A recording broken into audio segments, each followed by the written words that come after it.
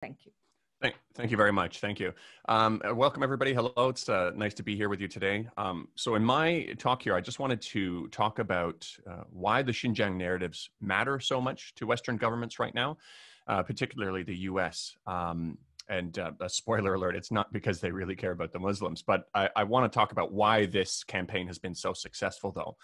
As we know, Canadian Parliament recently voted on a motion to call what's going on in Xinjiang a genocide. It passed with overwhelming support, and I actually wanted to reach out to one of the MPs to find out a bit more about what went into the decision-making process. I reached out to 80 MPs who voted yes on the motion, including some on the subcommittee who were even more active with pushing this forward. I explained that I have a channel with over 100,000 subscribers, but every single one of them either ignored or refused the request. There was one single Conservative MP from Parry Sound, Scott Atchison, who did agree. But as we approached the agreed upon date, a few hours before the interview, Scott's office abruptly canceled and said that they weren't interested in rescheduling. It, of course, at least to me, is quite apparent that they looked at my channel and found out that I might have a bit of a different take on the situation, and my show might include questions that are uncomfortable to answer. But I wasn't actually looking for a confrontation. I genuinely wanted to understand how they were briefed and who was involved. I actually empathize with their desire to vote yes and don't really hold it against them personally. This is even despite the fact they are confident enough to use such a strong term to describe the situation in Xinjiang and prop up the idea of even boycotting the Beijing Olympics, yet seem to lack the confidence to engage with potentially difficult questions. One of the things I really wanted to figure out was if there was any concern that the US government is putting so much money behind this narrative, funding overseas Uyghur groups millions of dollars and dedicating a lot of airtime towards it, and what this kind of effort usually means. We have a precedent for fake propaganda created to serve America's geopolitical interests, whether it be the weapons of mass destruction or fake incubator baby stories, and a host of other fake human rights abuses or false flag operations. And they have very good reason to want to disrupt China and its relationships. China's economy is now set to overtake America's sooner than expected. Resource-rich countries finally have a non-Western option for cooperative partnerships, China, and they're increasingly choosing that option, particularly in America's old stronghold of Latin America, countries who have suffered under the brutality of American government operations for a long time. Chinese telecommunication companies are offering new non-American options, which are of course being slandered as having back doors, according to the accusations of a country that has constantly wiretapped the phones of even allied countries. And there's an increasing risk that the renminbi will challenge the US dollar's global hegemony. We can see that with the potential of the digital renminbi and many other international settlements now being done in renminbi, effectively circumventing American sanctions, which are designed to strangle governments and kill its people. Add the context of Xinjiang being the site of Asia's largest oil deposits and the fact that it's a key doorway to China's Belt and Road Initiative, and that it suffered from pre-existing Islamic terrorism problems, the question suddenly becomes, how could you possibly not expect America to take a special interest in Xinjiang? And not because of human rights, knowing full well America's history. From what I've found about the initiative in Canada so far on my own, and with the help of a group called the Canada Files, there wasn't any meaningful pushback on the narrative or concern about being used for America's geopolitical interests. On the contrary, one of the main contributors was from the Uyghur Rights Advocacy Project, a Canadian NGO set up with funds from the NED, National Endowment for Democracy, or an organization who Max Blumenthal had pointed out that had its president say that what the CIA used to do covertly, they now do through the NED. This is basically a front to overthrow and destabilize governments, and it has nothing to do with democracy. They'll be just fine with overthrowing a democratically elected leader with a dictator if it serves America's geopolitical and corporate interests well enough. Going back to the Canadian vote, with all this in mind, why would I empathize with the MPs who voted yes on this motion? Aside from a very careful weaponization of compassion, the personal and professional consequences of voting yes on this genocide motion and later finding out it was just another giant propaganda campaign are far less than the consequences of voting no and finding out later a genocide was really going on. So in the absence of enough information, it's clear how they'd vote and the importance of having their voter base, who have been propagandized into a strong position on the topic, must see that their elected MP voted the correct way. I'm not going to get into the problematic nature of all of the evidence. I suspect Max might touch on that a little bit, but almost none of it stands up to even the most basic logical and critical questions, whether it be the ridiculous formulas used to make the multi-million estimates, or the testimonies like that of Tursane, a supposed concentration camp survivor who was propped up in a major way by CNN and BBC recently, and is someone who's on the third version of her story, wildly deviating from the first, and whose passport renewal date was oddly the only thing blurred out by the CNN report, because it turns out it's a giant hole in the story that nobody's talking about. It would be odd enough if China would grant a passport to someone they're trying to genocide, but it would be even more odd that her passport was renewed during the time she said she was under arrest. So the need to blur that out becomes quite apparent now. But this obvious deceit and hole-filled narrative that doesn't remotely resemble honest journalism doesn't matter, because people are also frightened out of asking questions.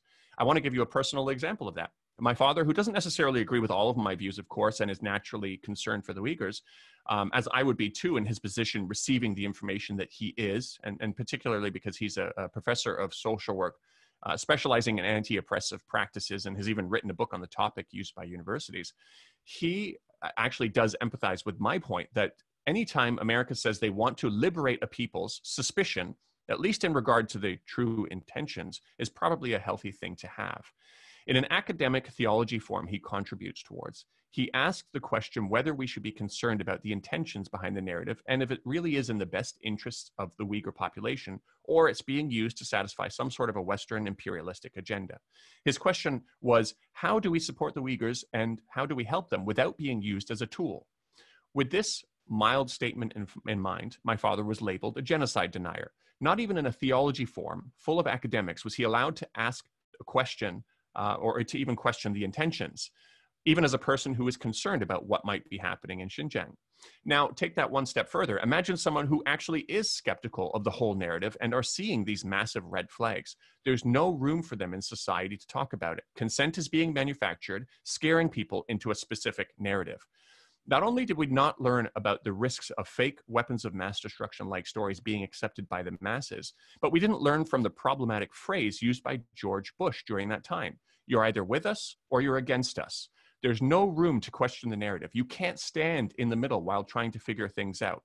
Instead, now, we're expected to believe that a population in China that has been growing faster than the majority Han Chinese, in part because they weren't subject to the one-child policy, where they have 20,000 mosques built for them, where their script is written on all the national currency, something we don't even do for our indigenous populations in Canada, where the biggest star in China is a Uyghur woman who was recently signed on by LV as their brand ambassador, where Uyghur kids can get into top universities easier than Han Chinese and have specific halal foods prepared for them in the canteen and prayer areas on campus. We're expected to believe that this population is being eradicated. It's a ridiculous statement, whether it be in a literal sense or even a cultural sense. I think it's safe to say, from historical precedents, the fact that America recently pardoned a convicted soldier who shot a 14-year-old boy through the head in Iraq, along with a number of other unarmed civilians, which barely made a blip in the news.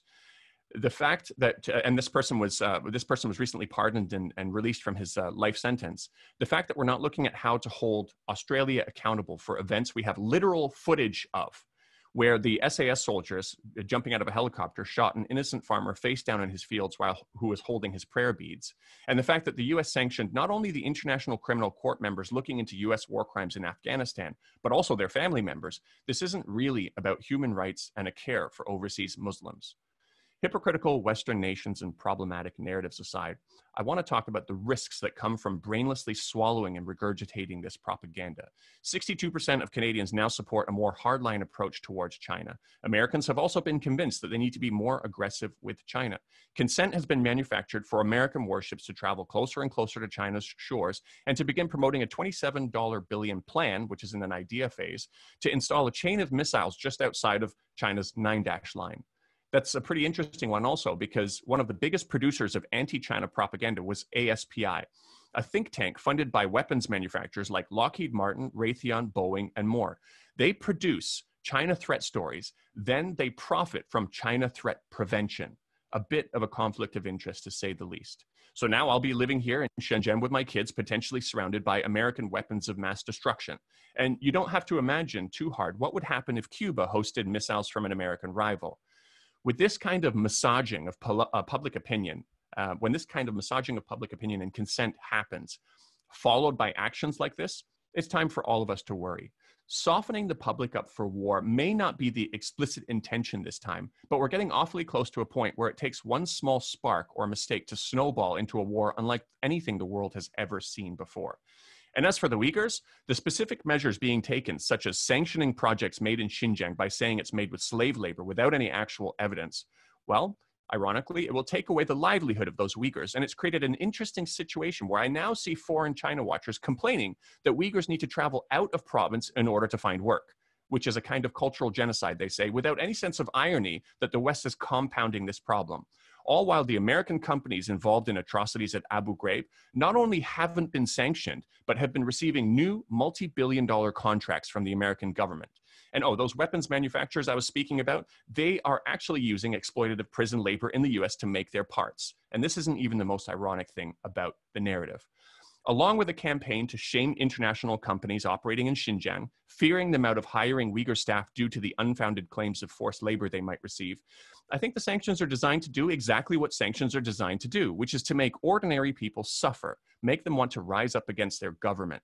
When you combine that with the odd recent declassification of ETIM as a terrorist organization by the US, a group responsible for the terrorist attacks in China that killed not only Han Chinese, but Uyghurs as well, it seems that America's on a pretty clear path to support terrorism in order to achieve its geopolitical interests, an activity they've long enjoyed. So to those people who don't even want to consider the facts in an unbiased manner, you are complacent with the same kind of propaganda we've seen over and over again, which we were supposed to learn from.